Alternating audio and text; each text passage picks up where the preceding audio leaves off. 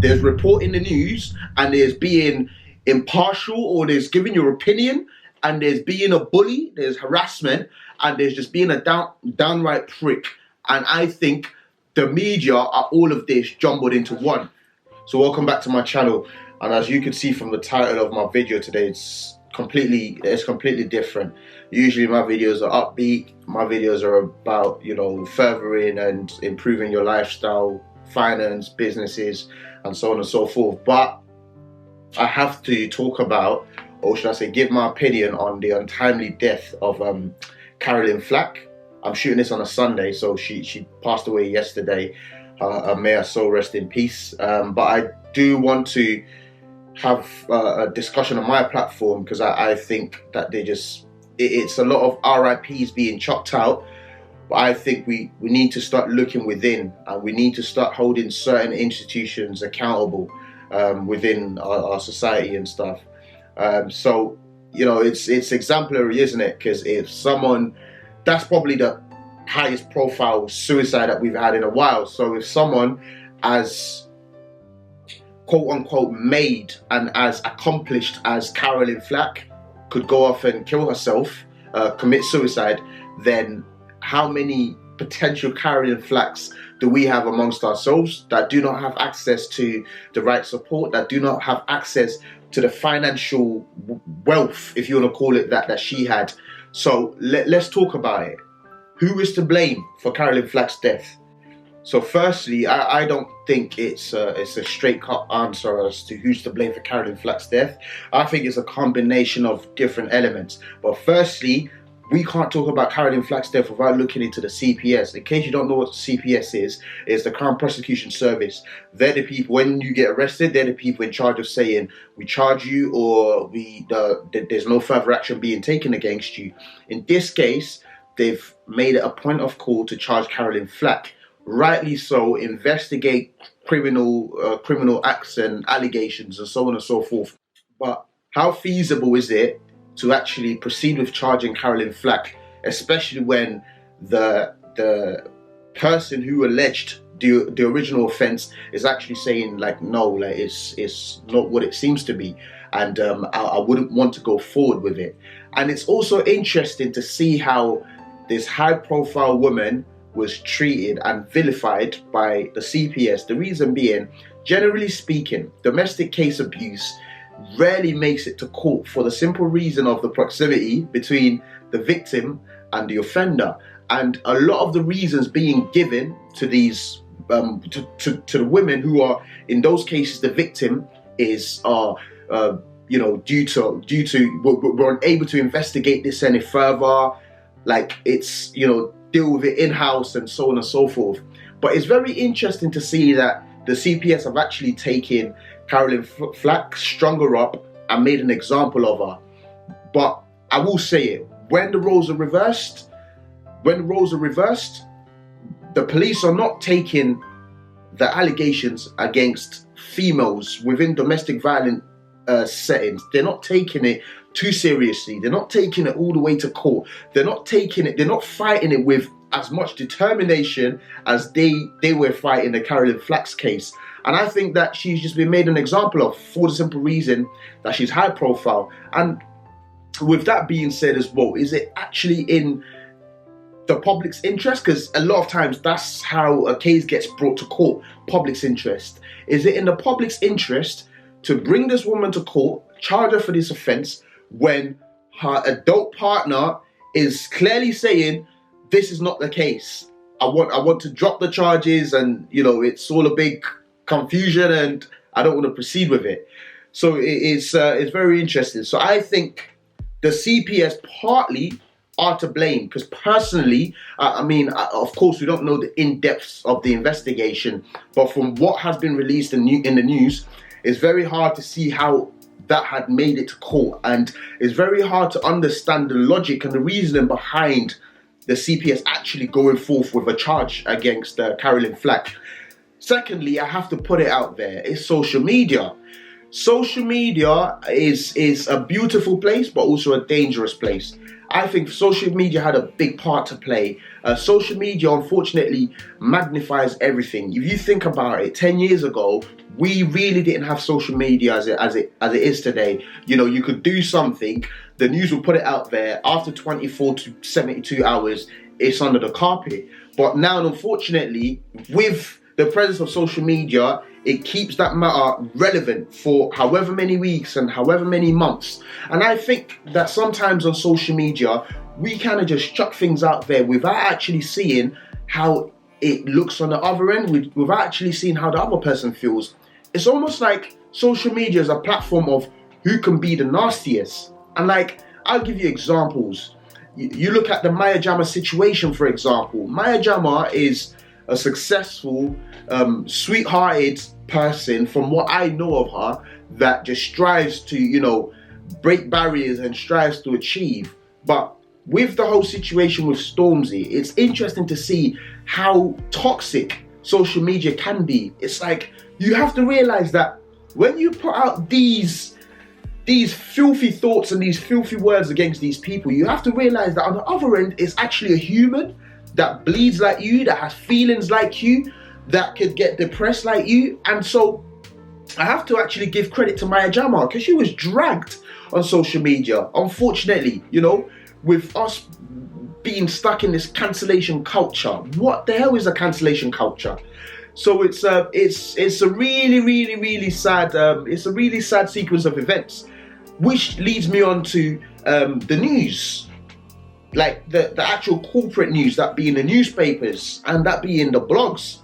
They're the other people to blame for Caroline Flack's death. Yeah, I'll put it out there. They're to blame as well. Because if you think about how, again, she was vilified, she was bullied in the media. You think about her, you think about Meghan, you think about even now Harry being vilified in the media. You think about all these people, and you have to, at some stage, realize that, you know, it's a bloody corporation going against individuals. You can't win. Think about Stormzy. Think about what they're doing to Stormzy. Fortunately, Stormzy's built the way he's built to handle it the way he's been handling it, and he's handling it with, you know, aggression. Like, aggression meets aggression, like, fuck off, yeah, go to hell, yeah, suck your mum. And that's how he's handling it, and I commend him for that. But how many people can handle it similar to how Stormzy's handling it? How many people crumble? The media can actually drive you to committing suicide. Let's talk about it. And listen, yeah, people could say, but it's their job to report the news, and it's their job to bring awareness to situations that are ongoing. But let's be clear about certain things. There's reporting the news, and there's being impartial, or there's giving your opinion, and there's being a bully, there's harassment, and there's just being a downright prick. And I think the media are all of this jumbled into one. Which leads me on to my next point. Who else is to blame for Caroline Flack's death? I will chuck it out there. I'd say Love Island. And I'm not going to tackle it from the idea of, oh, you know, Love Island not providing support to past contestants and so on and so forth. No, I'm talking something different. I'm talking about something that's been happening in our culture, or within our culture, for so long. And I say within our culture, I'm just saying England in general, for so long. When something happens, especially when it's been brought onto social media, or when an employee does something that has been brought onto social media, what is the first thing that their employer does? The employer just sacks them, suspends them. So this whole culture of sack now and ask questions later is wrong. Personally, I don't think you should be sacked if you have a case ongoing, because the whole criminal system is built on, the whole criminal justice system is built on innocent until proven guilty. Right, I'm a law graduate myself, so I know that much. You know, it's built on innocent until proven guilty. So what's the idea behind sacking people and then asking the questions later? Like, you have to realize how much that can send people over the wall.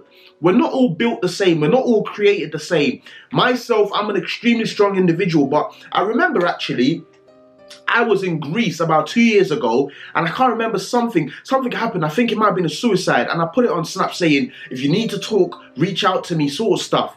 And the idea behind that is me understanding that we're not all built the same. I can take a lot and take more and take more and take more, and it feels like I have no breaking point. But someone might only take a quarter of what I've gone through in my life, and they would be broken.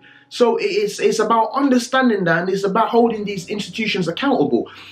Love Island should not have got rid of Carolyn Flack. It's that simple. It's an ongoing investigation. Yes, it's a charge, but a charge does not signify that you're guilty. You still have to go through the criminal court or civil court, whatever the case may be, and then after that, if you then take the decision to get rid of that employee, then you're in a sense justified to do so, you know. But I think businesses are so quick on, this is going to bring disrepute to my brand. But let's be clear, we're all humans. Everyone errs and stuff. And it's like, do you think we as your audience gives a shit as to whether, you know, Carolyn Flack is still presenting whilst being under investigation? We don't give a shit.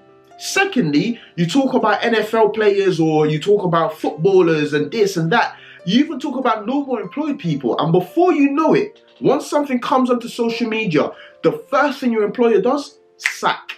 So that they are the other people to blame. I'm sorry, but I have to put it out there. But, you know, with all that being said, I think it's a big lesson for us as individuals. You know, it's a big lesson.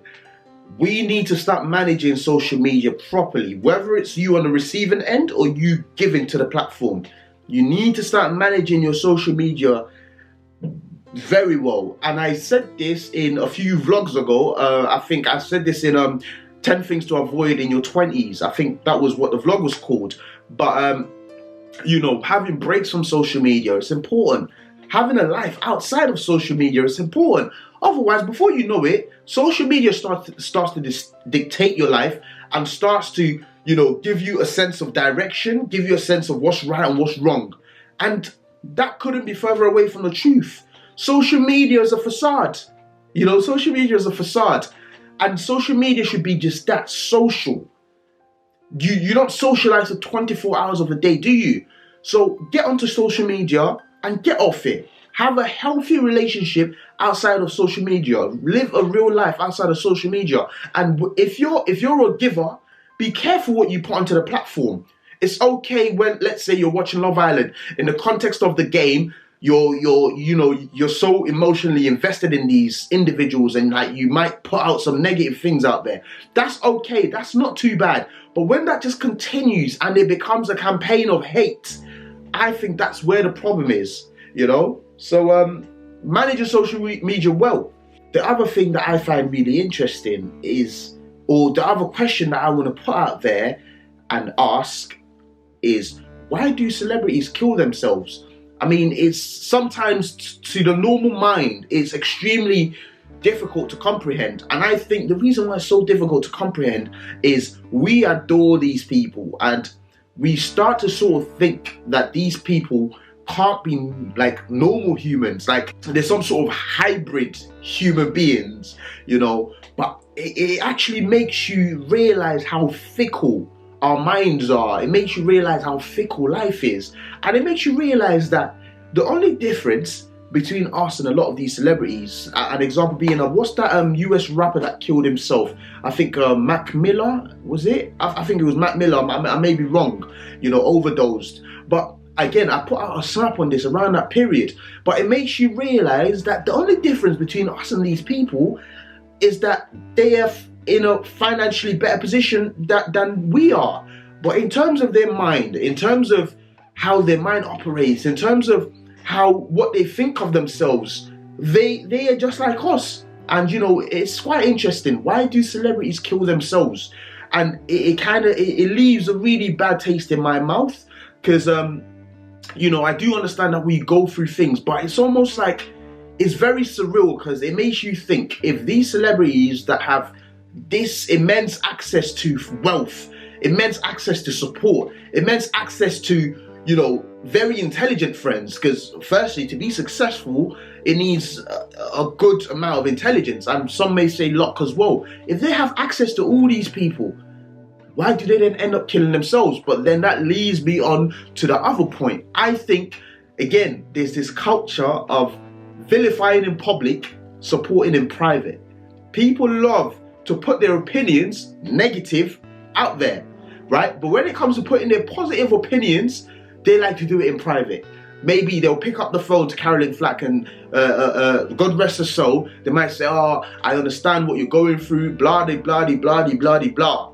Whereas, you know, there are countless of people vilifying on social media. Why don't you go on those platforms and pledge your public support for that person? You know, it makes a huge difference, even in terms of shaping other people's minds. Because when all you see is just the negative, you start to believe the hype. But if you're seeing the negative alongside the positive, eventually the positive starts to drown the negative. So that's another thing. People, you know, vilifying in public and supporting in private. Which brings me on to the last point. Guys, man, honestly, look after yourselves. Create a support around you. Create a support system around you. I'm not saying build a fortress, but understand that you're the only person that matters. Understand that social media is just social media. Understand that people's opinion is what you should take with a pinch of salt, and if you don't like it, you chuck it back into thin air. You know, look after yourself. Create group chats to just have fun. Check up on your friends, you know. Be careful with what you put out there, because I think this is an unfortunate situation, and I think we need to talk about this more. And we definitely need to start holding ourselves and these institutions to account. That being Love Island and other, you know, employers, that being the CPS, that being social media, that being the news. We need to start holding these people to account. And it's a very, very sad. It's a very sad day. It's a very sad video. But you know, I wish, you know, that her family are consoled. And you know, I hope, you know, that at least she's at rest now. And I will end the video on that note. And yeah, it's really sad. Just drop some comments down in the video, and if you have an opinion, be respectful about it. Of course, just pop it down in the comment section, and have a good weekend. I'll see you next week on a Sunday.